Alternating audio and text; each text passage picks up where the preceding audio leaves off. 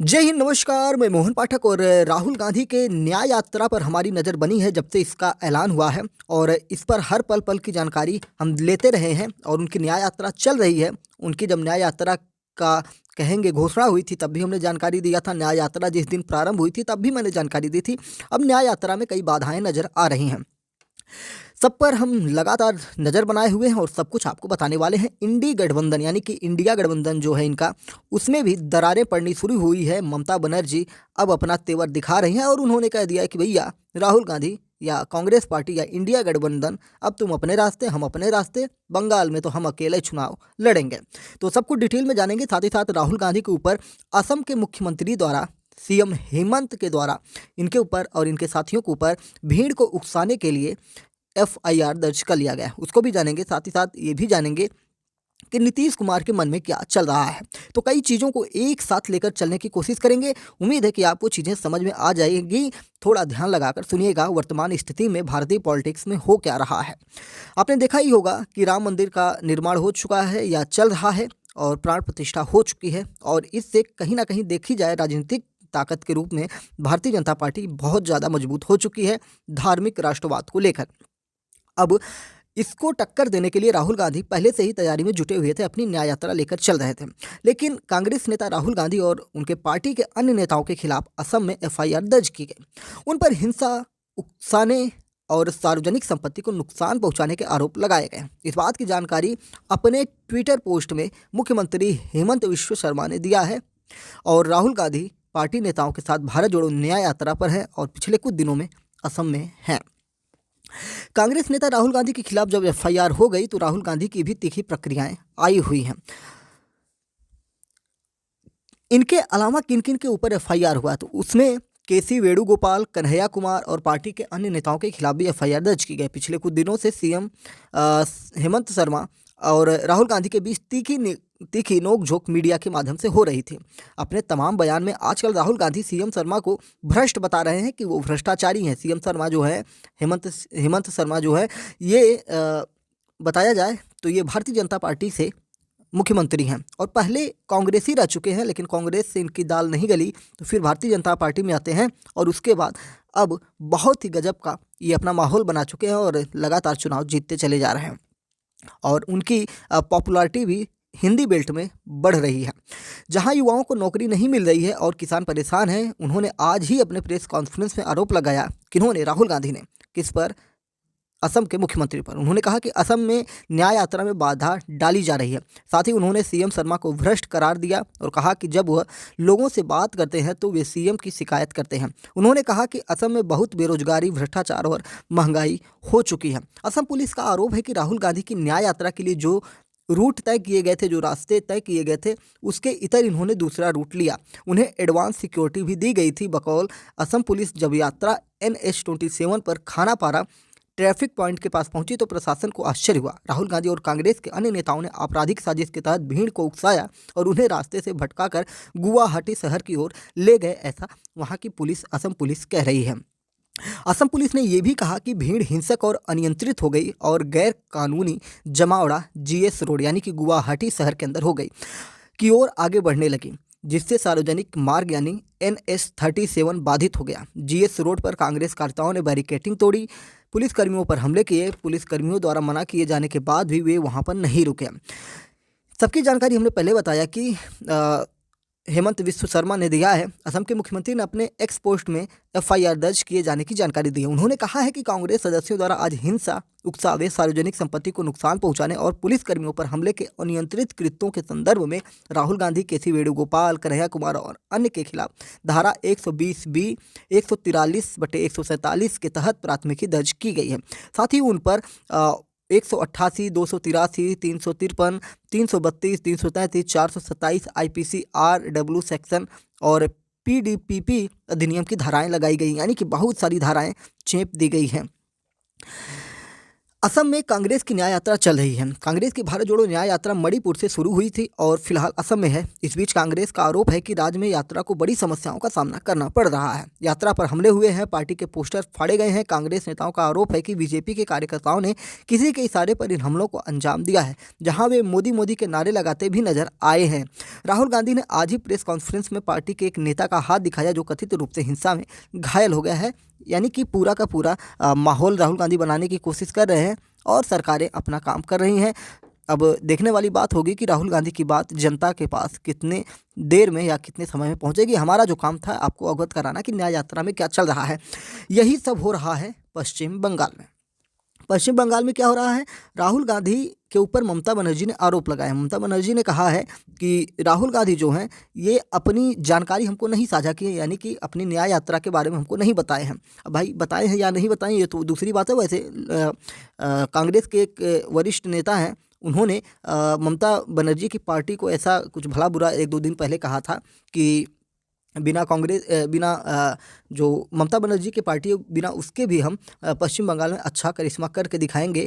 तो इससे कहीं ना कहीं मुख्यमंत्री आहत हुई हैं ममता बनर्जी, और फिर उसके बाद इन्होंने एक्शन लेते हुए कहा कि भैया हम तो अकेले चुनाव लड़ेंगे।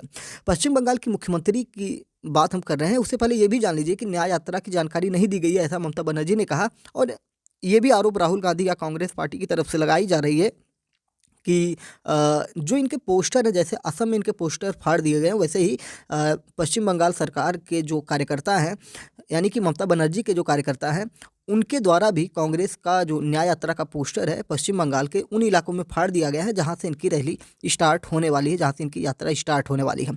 अब बात करते हैं डिटेल से। पश्चिम बंगाल मुख्यमंत्री ममता बनर्जी ने लोकसभा चुनाव से पहले ही इंडिया गठबंधन को झटका दे दिया है। जहां विपक्षी एकता के साथ ममता कदम से कदम मिलाकर साथ चलती नजर आ रही थी, अब भैया वहीं 2024 लोकसभा चुनाव से पहले ममता ने यह साफ कर दिया है कि उनकी पार्टी अकेले ही चुनाव लड़ेगी। हालांकि अभी राहुल गांधी कह रहे हैं कि अभी ऐसी कोई बात नहीं है, इनको हम मना लेंगे। अब यहाँ यह सवाल उठता है कि जहाँ देश की सभी विपक्षी पार्टियों को नीतीश कुमार ने एकजुट किया था, अब वह बिखरता नजर आ रहा है। हालांकि नीतीश कुमार क्या करने वाले हैं ये भी देखना पड़ेगा। इस बीच नीतीश कुमार का अगला कदम क्या है, इसका सबको इंतजार होगा या हो रहा है कि देश की जनता सोच रही है कि भैया अब नीतीश कुमार क्या करने वाले हैं।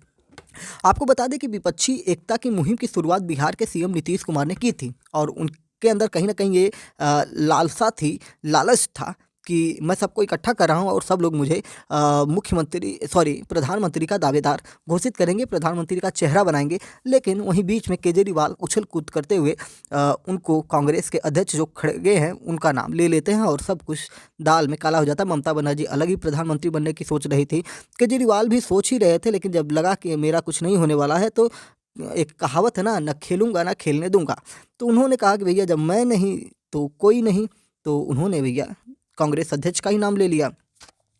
सीएम नीतीश कुमार ने 2023 में एक साथ पटना में एक मंच पर सबको लेकर आए थे। वहीं विपक्ष बार बार यह दावा कर रही थी कि चुनाव से पहले इंडिया गठबंधन बिखर जाएगा और ममता के इस फैसले के बाद से विपक्ष के दावे सही होते दिख रहे हैं।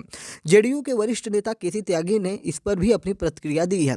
उन्होंने क्या कहा है, केसी त्यागी ने कहा कि हम चिंतित भी हैं और कष्ट में भी हैं, क्योंकि नीतीश कुमार के अथक प्रयासों के बाद ही इंडिया गठबंधन अस्तित्व में आया था। ममता बनर्जी, अखिलेश यादव जो कि उत्तर प्रदेश के पूर्व मुख्यमंत्री हैं, अरविंद केजरीवाल दिल्ली के वर्तमान मुख्यमंत्री हैं, ममता बनर्जी पश्चिम बंगाल के वर्तमान मुख्यमंत्री हैं और केजरीवाल को आशंका थी कि कांग्रेस पार्टी के साथ आने में दिक्कत होगी, इसलिए गैर कांग्रेसी और बीजेपी यानी कि गैर बीजेपी वाला गठबंधन बनाना चाहिए। यानी कि ये इन लोगों का ये मत था कि ना कांग्रेस ना बीजेपी, हम लोग भैया अपना एक खेला खेलेंगे, अपना ही एक गोल बनाएंगे। लेकिन कोई गोल नहीं बन पाया और जो बनी अब वो बात बिगड़ रही है। केसी त्यागी कहते हैं कि नीतीश जी के प्रयासों के बाद ही सभी लोग पटना में आने के लिए तैयार हुए थे, लेकिन इनको बड़ा अफसोस है कि बड़ा दल होने के नाते कांग्रेस को सहृदयता दिखानी चाहिए थी। कांग्रेस कई राज्यों में किसी भी पार्टी के साथ सीट शेयरिंग को तैयार नहीं है। राहुल गांधी और कांग्रेस के राष्ट्रीय अध्यक्ष मल्लिकार्जुन खड़गे ने अनुरोध किया है कि वो इसमें दखल दें, नहीं तो इंडिया गठबंधन संकट में आ जाएगा। बात ये निकल के आ रही है ना कि भाई जो कांग्रेस पार्टी है वो चाह रही है कि इस बार वो ज़्यादा से ज़्यादा सीटों पर खुद चुनाव लड़े, उनके खुद के प्रत्याशी कांग्रेस के सिंबल पर लड़ें।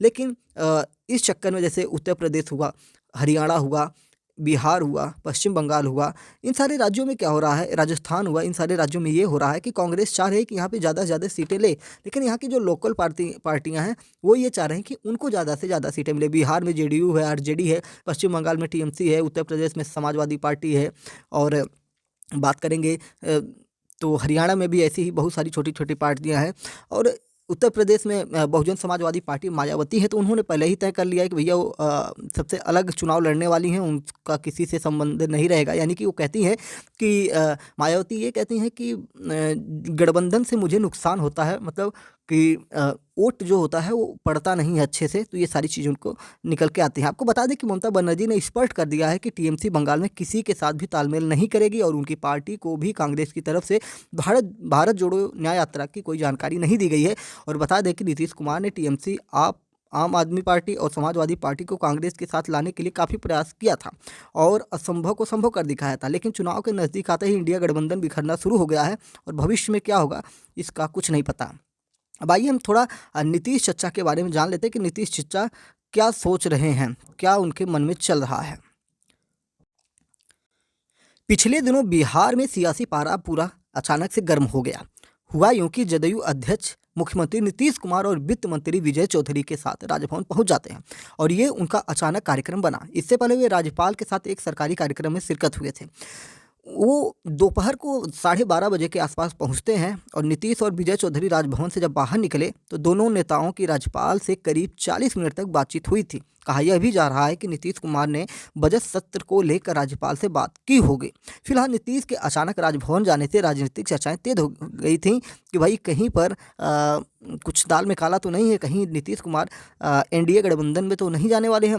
और एक दिन पहले कांग्रेस ने दावा किया था कि बिहार में जब राहुल गांधी के नेतृत्व वाली भारत जोड़ो न्याय यात्रा गुजरेगी तब नीतीश कुमार भी शामिल होने पहुंचेंगे और राहुल गांधी का स्वागत करेंगे। इस संबंध में जदयू नेता खालिद अनवर ने मंगलवार को बयान जारी किया और स्पष्ट किया कांग्रेस की तरफ से आधिकारिक न्योता नहीं मिला है, तो भैया हम कैसे जाएं। ना ही किसी कांग्रेस नेता की जदयू अध्यक्ष नीतीश कुमार से मौखिक बातचीत हुई है। यानी कि ये जो कांग्रेस के नेता राहुल गांधी हैं, ये जहां भी जा रहे हैं स्टेट में, तो इस स्टेट को जानकारी नहीं दे रहे हैं। ऐसा हर स्टेट वाले कह रहे हैं, जैसे असम में भी ऐसा बोला गया, पश्चिम बंगाल बोल रहा है। लेकिन झारखंड की बात करें तो झारखंड में मामला कुछ साफ नज़र आ रहा है। वहाँ के मुख्यमंत्री सोरेन जो हैं वो सीधा सीधा भैया उनके साथ कंधे से कंधा मिलाकर चलने के लिए तैयार है, और जहाँ से भी यात्रा झारखंड में घुसेगी वहाँ से वो साथ में नजर आएंगे। खालिद अनवर ने कहा बिहार के कि कांग्रेस की तरफ से यह दावा क्यों किया गया, यह बात वो लोग ही बता सकते हैं। जदयू की तरफ से भारत जोड़ो न्याय यात्रा का स्वागत करने की फिलहाल कोई तैयारी नहीं है। उन्होंने यह भी जोड़ा कि जदयू हमेशा से सामाजिक सद्भावना के पक्ष में रही है, वो इस तरह की यात्राओं का स्वागत करती रही है। यानी कि अगर हमें बुलाएंगे नहीं तब भी हम आपका स्वागत करेंगे, क्योंकि बिहार में विधानसभा बजट पेश किया जाना है। ऐसे में नीतीश सरकार बजट सत्र की तैयारी में जुटी है। इसी सिलसिले में नीतीश कुमार राज्यपाल से मिलने गए थे और उनके साथ वित्त मंत्री विजय चौधरी भी थे। हालांकि इन दावों को अब तक स्पष्ट नहीं किया गया है। ऐसे में राजनीतिक चर्चाओं से इनकार नहीं किया जा सकता कि बिहार में क्या होने वाला है। वैसे भी बिहार में बाहर है नीतीश कुमार हैं, इनको पलटू राम के नाम से जाना जाता है। भाई इस पर कोई कंप्लेन नहीं करे, हम ये कह रहे हैं कि उनको पलटू राम, उन्हीं के जो साथ में जो इस समय उप मुख्यमंत्री हैं यादव जी, उन्होंने ही इनको पलटू राम कहा था जब इनके साथ सरकार बनी थी और बीच में ये बीजेपी के साथ चले जाते हैं तो ये इनको पलटू चच्चा के नाम से बुलाते हैं। तो इसकी पूरी संभावना है कि अगर नीतीश कुमार बीजेपी यानी कि एनडीए गठबंधन में फिर से आ जाते हैं तो ये कोई आश्चर्य वाली बात नहीं होगी। बिहार में पिछले कुछ दिनों में जेडीयू में निचले स्तर पर कार्यकर्ताओं और नेताओं में निराशा की बातें चल रही हैं। ऐसे में नीतीश कुमार के सियासी कदम पर हर किसी की निगाहें टिकी हुई हैं। हम स्थानीय नेताओं की अगर बात करेंगे तो जेडीयू के जो जानकार हैं वो कहते हैं कि 2019 के चुनाव में नीतीश की पार्टी जदयू एनडीए का हिस्सा थी और बिहार में बीजेपी जेडीयू गठबंधन ने 40 में से 39 सीटों पर जीत हासिल की थी। एक सीट कांग्रेस को मिली थी। साल 2022 में नीतीश कुमार ने अचानक पाला बदला और महागठबंधन का हिस्सा हो गए। नीतीश के इस निर्णय से पार्टी के अंदर खाने नाराजगी हुई। आगामी लोकसभा चुनाव को लेकर भी नेताओं और उम्मीदवारों को लगता है कि उनके लिए जीत की राह आसान नहीं होगी। 2019 को चुनाव में जदयू ने राजद और कांग्रेस के खिलाफ लड़ा था। ऐसे में 2023 में उनके साथ मिलकर चुनावी मैदान में उतरने से बड़ा खतरा उठाना पड़ सकता है। यही फैक्टर निचले स्तर से नीतीश तक पहुंच रहे हैं। कहा जा रहा है कि हाईकमान भी पार्टी नेताओं के फैक्ट पर गंभीरता दिखा रहा है। वहीं नीतीश कुमार को लेकर भी खबरें चलती आ रही हैं कि वो इंडिया ब्लॉक से नाखुश चल रहे हैं। पहला कारण सीट शेयरिंग में है देरी बताया जा रहा है, जिससे ये लोग तैयारी नहीं कर पा रहे हैं कि चुनाव कैसे लड़ा जाए। और दूसरा, अलायंस का चेयरमैन पद भी नहीं दिए जाने से जेडीयू खेमे में असंतोष दिखाई दे पड़ रहा है। बिहार में पिछले कुछ समय से नीतीश के एनडीए में वापस आने की अटकलें लगाई जा रही हैं। दरअसल केंद्रीय मंत्री अमित शाह ने एक अखबार को इंटरव्यू में जेडीयू और नीतीश कुमार की एनडीए में वापसी की संभावनाओं पर टिप्पणी की थी। अमित शाह से पूछा गया था कि क्या नीतीश कुमार के लिए एनडीए के दरवाजे अब भी खुले हैं। इसके जवाब में गृह मंत्री अमित शाह ने कहा, प्रस्ताव आएगा तो विचार किया जाएगा। अब थोड़ी सी हम नीतीश कुमार के बारे में ये जान लेते हैं कि इन्होंने कब कब पलटियां मारी हैं। आज लालू प्रसाद यादव की पार्टी राष्ट्रीय जनता दल, जिसे आरजेडी के नाम से जानते हैं, के साथ मिलकर बिहार में इनकी सरकार वर्तमान में चल रही है। मुख्यमंत्री नीतीश कुमार हैं और लालू प्रसाद यादव के बेटे जो हैं उप मुख्यमंत्री हैं। नीतीश कुमार ने ही 1994 में बिहार में जनता दल पर लालू यादव के नियंत्रण के खिलाफ विद्रोह किया था। उन्होंने समता पार्टी बनाने के लिए जॉर्ज फर्नांडिस के साथ गठबंधन किया, जो अटल बिहारी वाजपेयी के नेतृत्व वाले गठबंधन में भागीदार बनी। साल 2013 में भारतीय जनता पार्टी ने जब नरेंद्र मोदी को लोकसभा चुनाव समिति का अध्यक्ष नियुक्त किया, तब नीतीश कुमार के नेतृत्व वाली जेडीयू एनडीए से अलग हो गई, क्योंकि ये नरेंद्र मोदी को लाइक नहीं करते थे। तब नीतीश कुमार ने एक झटके में भाजपा के साथ अपना 17 साल पुराना गठबंधन खत्म कर दिया था, यानी कि पलटी मार दी। एनडीए से अलग होने के महज 2 साल बाद साल 2015 में बिहार का विधानसभा चुनाव बिहार की राजनीति में एक और बड़ा बदलाव लेकर आया। तब नीतीश कुमार ने राष्ट्रीय जनता दल, आरजेडी और कांग्रेस के साथ महागठबंधन बनाया। एक तरफ कांग्रेस और राजद महागठबंधन को लेकर नए सपने बुन रहे थे, तभी जेडीयू ने राजद से असहमति के कारण बिहार की महागठबंधन सरकार छोड़ दी। अगस्त 2017 में एक बार फिर नीतीश की जेडीयू एनडीए में शामिल हो गए।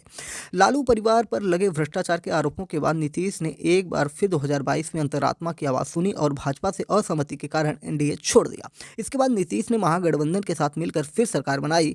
तब नीतीश के एनडीए के साथ कई मुद्दों पर मतभेद हो गए थे। उनकी राष्ट्रीय महत्वाकांक्षाएं भी इससे प्रभावित हो रही थी, क्योंकि वो प्रधानमंत्री बनने का ख्वाब देख रहे थे, लेकिन उनको ये सारी चीज़ें नहीं मिले।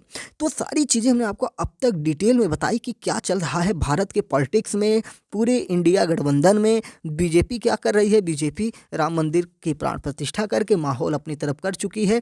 राम मंदिर में पहले दिन ही, यानी कि 23 जनवरी को, 22 जनवरी को प्राण प्रतिष्ठा था, 23 जनवरी को वहाँ पर आम लोगों के लिए दर्शन के लिए कपाट खुल चुके हैं और वहाँ पर 5 लाख से अधिक लोगों ने दर्शन किया। ऐसी जानकारी मीडिया और अयोध्या से निकल के आई हुई है।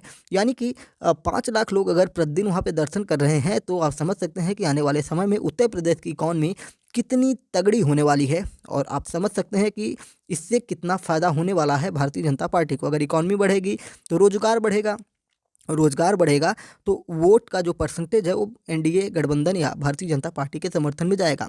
खैर, कहा जाए तो धार्मिक राष्ट्रवाद को लेकर बीजेपी इस समय चल रही है और वहीं सॉफ्ट कॉर्नर में कांग्रेस चल रही है। थोड़ी सी अगर हम बात बताएं राम मंदिर को लेकर, तो जो कांग्रेस है इसने पूरी तरह से बाइकआउट किया था। कांग्रेस को भी निमंत्रण दिया गया था, लेकिन कांग्रेस का कोई नेता वहाँ पर नहीं पहुँचा। आम आदमी पार्टी को दिया गया था, तो अरविंद केजरीवाल जो थे वो अपने दिल्ली में ही पाठ करना शुरू कर दिए, वहीं पर पूजा पाठ किए। और शिवसेना को निमंत्रण गया था, तो उनको निमंत्रण थोड़ा देर से पहुँचा, क्योंकि सभी को स्पीड पोस्ट के माध्यम से निमंत्रण भेजा गया था। तो उन तक जब देर से पहुँचा तो वो लोग भैया बिफर पड़े और कहीं ना कहीं असंतोष जाहिर किया। खैर, उन्होंने राम मंदिर से जुड़े एक मंदिर में जाकर पूजा पाठ की।